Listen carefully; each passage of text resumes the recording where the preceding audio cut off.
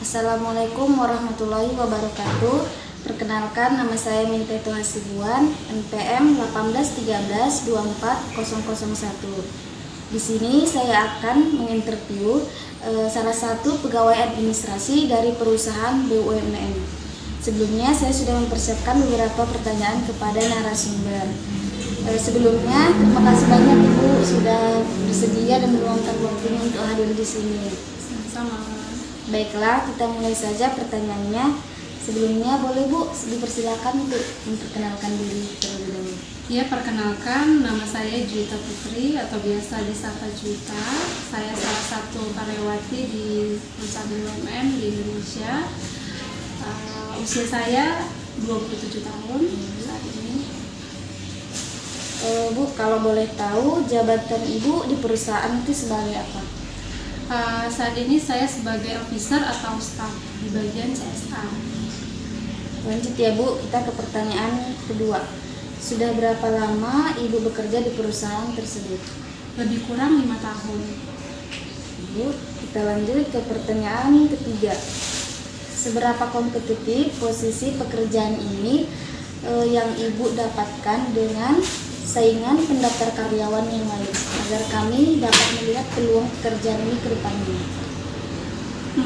Ini adalah rekrutmen skala nasional yang saya ikuti, sekitar 2000 pendaftar waktu itu, dan akhirnya yang lulus dan menjadi karyawan adalah 36 orang. Yang lulus yang diambil 36 orang ya Bu. Benar. Kita lanjut ke pertanyaan keempat. Keahlian apa yang Ibu miliki sehingga Ibu diterima di perusahaan tersebut? Selain dari keahlian dari perkuliahan yang saya miliki, juga tentunya yang kita nggak bisa pungkiri, kita harus ahli komputer ya. Di sini saya harus bisa komputer dan kemudian bisa menganalisis data, kemudian bisa merencanakan suatu program, bisa mengalokasikan anggaran, dan sampai dengan mengaplikasikannya, monitoring hingga evaluasi pekerjaan. Oke Bu, kita lanjut ke pertanyaan kelima. Apa saja bentuk pekerjaan yang dihandle di perusahaan? Pekerjaan mulai dari administrasi, ya tadi seperti mengalokasikan anggaran, membuat program, kemudian mendata, sampai dengan melaksanakan di lapangan, eksekusi di lapangan, dan monitoring hingga evaluasi. Itu semuanya datanya atau dokumennya harus dilengkapi begitu. Kita lanjut ke pertanyaan ke-6. Coba Ibu ceritakan pengalaman baik Ibu maupun buruk yang menjadi pembelajaran untuk kami calon pegawai administrasi.